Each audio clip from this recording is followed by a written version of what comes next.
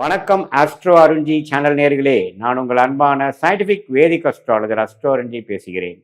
நல்லது நினைப்போம், நல்லதே நடக்கும். இந்த வீடியோவில் நம்ம என்ன பார்க்க போறோம்னா, துலாம் ராசிக்காரர்களுக்கு ஜூலை 2026 எத்தகைய ஒரு பலாபலன்கள் நிறைந்த ஒரு மாதமாக சயின்டிபிக் வேதிக் அஸ்ட்ராலஜி முறையில எதையும் நாமல் மிகைப்படுத்தாமல், பலன்களை மிகைப்படுத்தாமல் உள்ளது உள்ளவாறு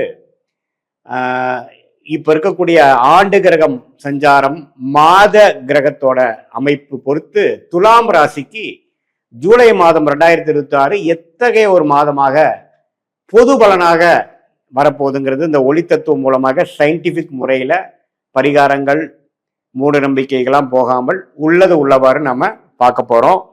பாருங்க, துலாம் ராசிக்கு சனி 6ஆம் இடத்திலே நீடித்திருக்கிறார். குரு ஜூன் மாதத்துக்கே குரு பயிற்சி ஆயிடுச்சுன்னு உங்களுக்கு தெரியும். ஸோ குரு 10ஆம் இடத்துக்கு 2, 4, 6ங்கிற ஒரு அருமையான பாவங்களை நேரடியாக பார்க்கிறார். ஸோ அது நல்ல அமைப்பு. எப்பவுமே 2ங்கிற தனஸ்தானம், குடும்பஸ்தானம், வாக்குஸ்தானம், 4ங்கிறது இடம், வீடு, வண்டி, வாகனம், வியாபாரம், தாயார், 6ங்கிறது கடன், அடுத்தவங்க பணம், நோய், வம்பு வழக்கு, அந்த விஷயம் பார்க்கிறார். ஸோ இது பார்த்தீங்கன்னா பண விஷயத்துக்கு நல்லது. கடன் மூலமாக சில பிரச்சனைகள் சால்வ் பண்ணிக்கலாம், அல்லது வரவேண்டிய பணம் சால்வ் பண்ணிக்கலாம். அப்படிங்கிற மாதிரி பண போக்குவரத்துக்கு நல்ல ஒரு அமைப்பு துலாம் ராசிக்காரர்களுக்கு இந்த வருஷம் ஃபுல்லாக கொடுக்க போகுது. அதுல ஜூலை மாதமும் ஒரு நல்ல மாதமாக தான் வரப்போகிறதுன்னு தெரியுது. ராகு 5ஆம் இடத்திலும் கேது 11ஆம் இடத்திலும் இருக்கும் பொழுது குழந்தைகளுக்காக சில மெனக்கெடுதல், பூர்வீக விஷயங்கள், லாப நோக்குக்காக சிலது, நம்ம குழந்தைங்களோட முன்னேற்றத்துக்காக, படிப்பு விஷயத்துல, வியாபாரம் விஷயத்துல, அதாவது அவங்களுக்கு செட் பண்ணி கொடுக்கக்கூடியது, தொழில், வேலை, சுற்று, அதெல்லாம் நம்ம கொஞ்சம் மெனக்கெடுவோம். ஸோ துலாம் ராசிக்காரர்களுக்கு ஓரளவுக்கு அந்த ஆண்டு கிரகத்தின் அமைப்பு ஒன்றும் தப்பு இல்லை. குறிப்பா சனி 6ல் இருக்கிறது ரொம்ப ஒரு பாதுகாப்பு. இப்ப பாருங்க, மாத கிரகமாகிய ராசி ஆகிய சுக்கிரனே 11ஆம் இடத்துக்கு வரார். எப்போ? 2வது வாரத்திலிருந்து 10ல் இருக்கக்கூடிய சுக்கிரன் 11ங்கிற சிம்மத்துக்கு வரார். அதுவும் நல்ல விஷயம்தான். சிம்மத்துல சுக்கிரன் பகை பெற்றிருந்தாலும் 11ஆம் இடத்துல இருக்கும் பொழுது அவ்வளவு ஒன்றும் அஃப்ளிக்ஷன் வராது. என்ன, செவ்வாயின் பார்வை பெறுகிறார். ரிஷபத்தில் இருக்கிற ஒரு செவ்வாயோட பார்வை துலாம் ராசிக்காரர்கள் பெறும் பொழுது கொஞ்சம் ஃப்ரஸ்ட்ரேட்டடாகவும், அடுத்தடுத்து நம்ம என்ன பண்ணணும் நினைக்கிறதுல ஒரு ரெஸ்ட்லெஸ்னஸ், ஒரு கோபதாபங்கள், செட்டில்டான ஒரு ஃபீலிங் இல்லாம அவசரமா செய்யக்கூடிய அமைப்புகள், ஒரு டார்கெட் ஓரியன்டா ஒரு விஷயத்தை நோக்கி நம்ம செயல்படக்கூடிய அமைப்புக்கு கொஞ்சம் டென்ஷன் ஆகுறது. அது மாதிரி விஷயமெல்லாம் ராசி அதிபதி செவ்வாயின் பார்வை பெற்று 11ஆம் இடத்துல பகை பெற்றிருக்கிறதுனால கொஞ்சம் செகண்ட் வீக்ல இருந்து கொடுப்பார். சூரியன் பாருங்க 10ஆம் இடத்துக்கு வருவது தொழில், வேலை முன்னேற்றத்தை கொடுப்பார். ஸோ இது மாதிரி டென்ஷன் ஆகி எதுக்கு ஆகிறோம் அப்படின்னா, வேலையில ஒரு முன்னேற்றத்துக்காக, தொழில் அமைப்பதற்காக, ஒரு பிசினஸ் செட் பண்றதுக்காக, நம்ம ஒரு முனைப்போட செயல்படக்கூடிய அமைப்புக்காக, ஒரு லாப நோக்குக்காக நல்ல விஷயங்கள் செய்து முடிக்கக்கூடிய ஒரு மாதமாக வருகிறது. ஏன்னா சூரியன் பாருங்க மாதத்தின் செகண்ட் ஹாஃப்ல இருந்து கடகத்துக்கு துலாம் ராசிக்கு 10ஆம் இடத்துல சூரியன் வேலை, தொழில முன்னேற்றத்தை கொடுக்கிறார். ஒரு தொழில் ஆரம்பிக்கிற மாதிரி கொடுக்கிறார். ஒரு லைன் ஸ்டார்ட் பண்ணக்கூடிய அமைப்பை கொடுக்கக்கூடிய ஒரு அமைப்பு துலாம் ராசிக்காரருக்கு. அவங்களுடைய தசாபுக்திகள் அப்படி இருக்கும் பட்சத்துல கண்டிப்பா கோச்சாரத்துல சூரியன் சப்போர்ட் பண்ணுவார். அதே சமயத்துல புதன்கிற ராஜயோக அதிபதி புதன்லயே, அதாவது புதனோட வீட்டிலேயே மிதுனத்திலேயே வக்ரமா நம்ம நாள் இருக்கார். 10ஆம் இடத்துக்கு வரார். அப்புறம் 9ஆம் இடத்திலேயே மிதுனத்துல ஆட்சி பலம் பெற்றிருக்கிறது ரொம்ப நல்லது. ஐடி, சாஃப்ட்வேர், அக்கௌண்ட்ஸ் லைன்ல இருக்கிறவங்களுக்கு நல்ல முன்னேற்றங்கள், ப்ரொமோஷன் கிடைக்கக்கூடிய அமைப்புகள்லாம் பரிபூர்ணமாக உண்டு.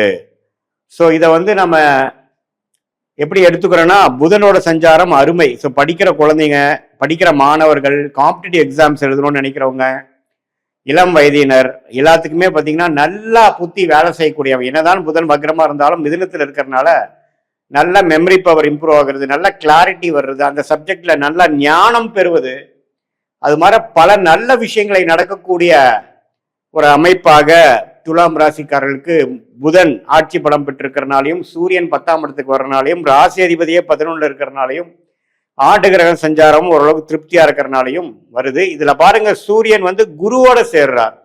குருங்கிறவர் ஆல்ரெடி நமக்கு கடகத்துல உச்சம் பெற்றிருக்கிறாரு, உங்களுக்கு தெரியும். அதோட சூரியன் சேரும் பொழுது ரொம்ப நல்ல பலன்.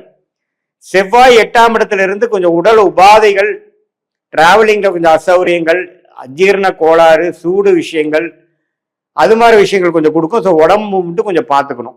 ஏன்னா லக்னாதிபதியை 8ஆம் இடத்துல இருக்கக்கூடிய செவ்வாய் பார்க்கறதுனால உடல் உபாதைகள் விஷயங்கள் மட்டும் கொஞ்சம் கேர்ஃபுல்லா இருக்கணுமே ஒழிய, மற்றபடி சுக்கிரன், புதன், சூரியன் இருக்கக்கூடிய சஞ்சாரங்கள், சுக்கிரனோட சஞ்சாரங்கள் எல்லாமே இந்த மாதம் முழுவதும் துலாம் ராசிக்காரர்களுக்கு அடுத்த ஒரு முன்னேற்ற பாதையை கொடுக்கக்கூடிய, ஒரு ஒளியை கொடுக்கக்கூடிய, அடுத்த லெவல் நம்ம ஜெயிக்கக்கூடிய அமைப்புக்கு ஒரு ஃபவுண்டேஷனாக, ஒரு அடிப்படையை கொடுக்கக்கூடிய ஒரு மாதமாக துலாம் ராசிக்காரர்களுக்கு 2026 ஜூலை மாதம் வருகிறதுங்கிறது நம்ம ஏத்துக்குதான் வேணும். அந்த டைமை நல்லா யூஸ் பண்ணிக்கணும் துலாம் ராசிக்காரர்கள்.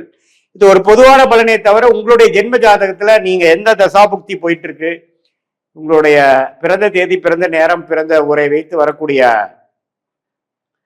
உங்களுடைய திருக்கணித பஞ்சாங்க பிரகாரம் சார்ட் ஜாதகம் போட்டு ஒரு அப்பாயின்மெண்ட்ல நம்ம டீட்டெயிலா டிஸ்கஸ் பண்றப்போ, நாம இப்ப பேசின கோச்சார் அமைப்பும் உங்களோட ஜாதகத்துல என்ன லக்னத்துல பிறந்தீங்க, நீங்க துலாம் ராசியில விசாக நட்சத்திரமா, சுவாதி நட்சத்திரமா, சித்திரை நட்சத்திரமா, இப்ப என்ன தசை போயிட்டு இருக்கு, அவர் உங்க லக்னத்துக்கு யோகமான தசையா, உங்களுக்கு யோகமான தொழில் என்ன, வேலை என்ன, உயர் படிப்பு என்ன முக்கியம், என்ன உங்களுக்கு நல்லதா வருது, மாணவர்களா இருந்தாலும் சரி, நடுத்தர வயதினராக இருந்தாலும் சரி, சீனியர் சிட்டிசனா இருந்தாலும் சரி, உங்கள் வாழ்க்கையில எழுகக்கூடிய அந்த கேள்விகளுக்கு எந்த மாதிரி சாய்ஸ்ல எது நம்ம எடுக்கலாங்கிற வயசு வித்தியாசம் இல்லாமல் நம்ம மனுஷனுக்கு பிறவை எடுத்தாவே நமக்கு பாத்தீங்கன்னா நிறைய முடிவுகள் எடுக்க வேண்டிய தருணங்கள் இருக்கு.